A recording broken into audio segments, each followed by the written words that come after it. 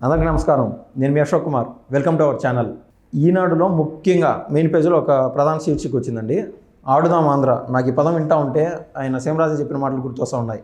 మేము 11 మంది టీం మిగిలినాము, కాంటే నన్ను ఎక్స్ట్రా ప్లేయర్గా పెట్టినారు అని చెప్పి. కేవలం 11 మంది టీం మిగిలిందంట. సరే, వాళ్ళకు 151 మంది ఎమ్మెల్యేలు ఉన్నప్పుడు వైసీపీ వారికి వాళ్ళు చేసిన ఆగడాలు దౌర్జన్యాలు పక్కన పెడితే అవినీతి రోజుకు ఒక్కొక్కటి బయటపడతా ఉన్నాయి.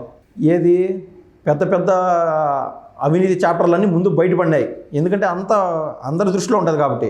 ఇప్పుడు మొత్తం చిన్నదే, మొత్తం 119 కోట్లు ఉంటుంది, అరౌండ్ 119 crores. దీనికి సంబంధించిన అవినీతి ఆ విషయం అనేది బయటపడింది ఈ రోజున. దానిపై నేను మాట్లాడదలుచుకున్నా. ఈనాడులో ఏదైతే వచ్చిందో అది చదివి ముందు వినిపిస్తాను. దానికి ఆడదాం ఆంధ్ర ఇవన్నీ ఉంది కదా, అప్పుడు SAAP chairman, sports authority of Andhra Pradesh అనే దానికి చైర్మన్ బైరెడ్డి సిద్ధార్థ రెడ్డి ఉన్నారు. ఆ సమయంలో ఏం కూడా ఆడాడ ఏళ్ళు పెడతా ఉన్నింది. మంత్రిగా ఉన్నారు కదా రోజా గారు. ఏ పిచ్చిల కంటే ఆ పిచ్చిలకి వచ్చి క్రికెట్లు ఆడ్డాలు రకరకాలు చేశారు, నానా హంగమాలు. ఓపెనింగ్కి సెలబ్రేషన్లు, క్లోజింగ్కి సెలబ్రేషన్లు. దాంట్లో సరే ఏమైతే రాసినారో అది చదివి వినిపించడానికి ప్రయత్నం చేస్తాను. ఆడుదాం ఆంధ్ర అక్రమాలపై విచారణ తూచ్.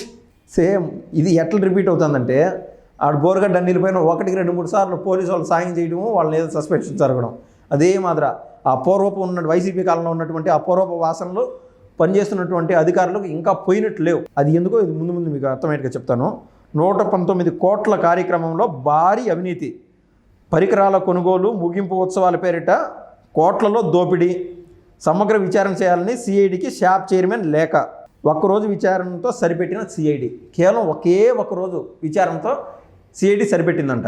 సేమ్ అది చెప్పా కదా, బోరగడ్డ నీళ్ళు పైన లేకుండా మొన్న వర రవీంద్రారెడ్డిని అరెస్ట్ చేసేటప్పుడు పోలీసు వాళ్ళు ఏ విధంగా అయితే అటువంటి అంత పెద్ద క్రిమినల్ని 37 కేసులు ఉండే క్రిమినల్ని అంత సునాయాసంగా వదిలిపెట్టినారు. ఆ వాసనలు ఇంకా పోయినట్లేవు. అతి త్వరలో సంవత్సరంన్నరలో పూర్తి స్ట్రిక్ట్ అవుతుంది. నేను సంపూర్ణ విశ్వాసం వ్యక్తం చేస్తున్నా. ఈనాడు ఉన్నటువంటి శాప్ చైర్మన్ రవినాయుడు ఆయన మాట్లాడుతూ ఆయన వాపోయాడు. కేవలం ఒక్క రోజు సిఐడి విచారణ చేసి ఏం బయటికి తీశారు, ఏం వెలికి తీసినారు, అవినీతి తిమింగళాలని అని 119 కోట్ల క్లియర్ కట్ వాళ్ళు డాక్యుమెంటెడ్ ఎవిడెన్స్ ఇస్తున్నారు. అయ్యా దీంట్లో ఇంత లోపాలు జరిగినాయి, దీని అవినీతిని బయట పెట్టండి మన రాష్ట్రానికి. లేదా ఇదే శాప్ ఈ స్పోర్ట్స్ అథారిటీకి సంబంధించి పిల్లలు ఉంటారు కదా, కేవలం ఒక నితీష్ రెడ్డి అనే అతను ఐపీఎల్లోనూ ఇండియా క్రికెట్లోనూ షైన్ అయినాడు, ఐపీఎల్లోనూ అటే ఇంటర్నేషనల్ క్రికెట్లోనూ షైన్ అయినాడు. అదేవిధంగా ఇంకా 10 మందికి తోడ్పాటును అందించి ఈవెన్ అథ్లెటిక్స్లో కావచ్చు, ఈ బ్యాడ్మింటను, రకరకాల వాటిల్లో ఈ నిధుల్ని సక్రమంగా వాడుకోవాలనేది ఈయన యొక్క ఆలోచన. రవినాయుడిని అవినీతి తిమింగళాలను బయటపెట్టి ఆ సొమ్మును బయటికి వెలికి తీసి వీళ్ళకి ఉపయోగపడేగా చేయాలని, దుర్వినియోగం కాకూడదని. సరే, సిఐడి ఏదో ఒక రోజుతో తూతు మంత్రంగా కానిచ్చిందంట. అదేదో క్లియర్గా ఒకసారి చదువుతున్నాను అండి. గత ప్రభుత్వం కోట్ల రూపాయల ప్రజాధనం మంచినీళ్ళలా ఖర్చు చేసింది. వైకాపా నేతలు అందిన మేరకు కమిషన్ రూపంలో జేబులో వేసుకుని ఆడదాం ఆంధ్ర కార్యక్రమంపై సిఐడి ఎన్ని రోజులు విచారించిందో తెలుసా? ఒకే రోజు. ఇంత భారీ కుంభకోణాన్ని ఒక్క రోజులో వెలికి తీయచ్చా? అంతటి పరిశోధన సామర్థ్యం మన సిఐడికి ఉందా?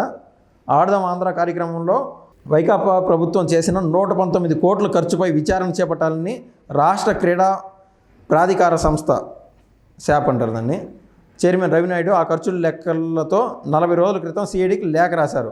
విచారణ పేరుతో శాప్ కార్యాలయానికి ఒక రోజు వచ్చిన అధికారులు మళ్ళీ కనిపించలేదు.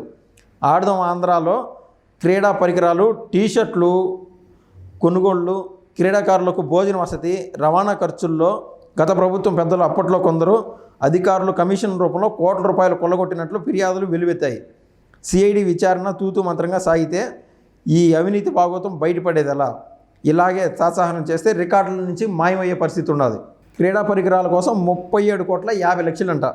దీని అర్థం ఏంటంటే, ఇప్పుడు ఆడదాం ఆంధ్ర అనే పేరుతో సచివాలయాల లెవెల్తోనూ వార్డుల లెవెల్తోనూ అప్పుడు ఆన్లైన్లో క్రికెట్ ఆడేదాన్ని పెట్టారు. చాలా చోట్ల బయట ఏదైనా పిల్లలు చదువుకోవడం కానీ, ఉద్యోగాలు పోయినడం కానీ తూతు మంత్రంగా, ప్రొఫెషనల్ క్రికెటర్స్ కాదు, సరే ఆ ఊర్లో జనాలు లేకపోయినా కానీ డిఫాల్ట్గా ఆయన దారిని పోయి వాళ్ళని పిలుచుకొచ్చి వాళ్ళ పేర్లు రాపించి 11 మంది టీం ఏర్పాటు చేసి వాళ్ళకు ఆ చెక్క బ్యాట్లు ఏది ఒక్కొక్క బ్యాట్ని ఒక 7,000 8,000 పెట్టాల్సి అని పేపర్ పైన రాస్తారు. ఇక్కడ కేవలం 1,200 రూపాయలు 1,400 రూపాయలు రికార్డుల కోసం. లేదా అసలు కొన్ని చోట్ల అయితే వాస్తవానికి టీం అనేది కూడా ఏర్పాటు చేయలేం.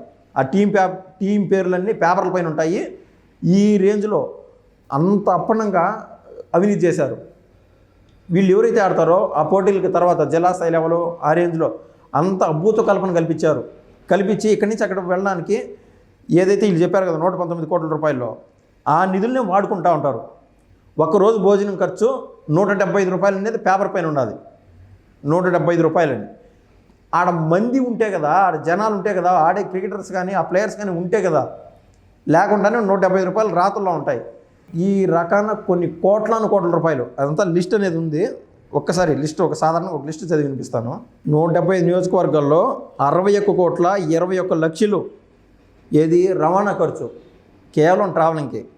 అదే భోజనం ఖర్చు 3 కోట్ల 39 లక్షల చేంజ్. ఇంకొకటి ఎక్కువ ఎగ్జాంపుల్ చెప్తున్నాం. విశాఖలో నిర్వహించిన ముగింపు కార్యక్రమాల ఖర్చు ఒకసారి శాంపుల్గా మీ ముందు చెప్తున్నాం. భోజన ఖర్చులు ఆ సింగిల్ డే 65 లక్షల 51,000 అంట. వసతి ఏర్పాట్లకు 45 లక్షల 3,000 రూపాయలు వసతి ఏర్పాట్లకు. ఆ వసతి అనేది ఏంటి అంటే దీంట్లో వివరంగా ఉన్నాయి. టిడ్కో ఇళ్లలో వసతి అంట. అసలు అంటే టిడ్కో 2వ అంతస్తు 3వ అంతస్తులు అవి ఉంటాయి కదా, అది వెళ్ళడానికి కనీసం మెట్లు మార్గాలంటే సరే లేకుండా అంటే పూర్తిగా తయారు కాల. ఆ వసతి అక్కడ ఏర్పాటు చేశారు. పొరపాటున అక్కడికి వచ్చింటారు కదా కొంతమంది అంతో పోటీలకు, వాళ్ళకి వసతి అక్కడ ఏర్పాటు చేశారు. కానీ వాళ్ళకి మంచి హోటల్లో ఉన్నట్టు పేపర్ల పైన ఉన్నాయి. ఇది ఈ రకాన అంటే ఒక్కొక్క రోజుకు వాళ్ళ ఖర్చు 4,000 రూపాయలు వసతి ఉండేదానికని ఈ టిడ్కో ఇళ్లలో పెట్టేది. ఈ రేంజ్లో ప్రతి చోట అవినీతి. కేవలం సిఐడి ఒకరోజు అటు తూతూ మంత్రంగా వచ్చింది పోయిందంట. దయచేసి ప్రభుత్వం దృష్టి పెట్టి అక్కడ జరిగిన అవినీతి కూడా వెలికి తీయాలని నేను కోరుకుంటున్నాను. ఇట్లు మీ అశోక్ కుమార్. Thank you.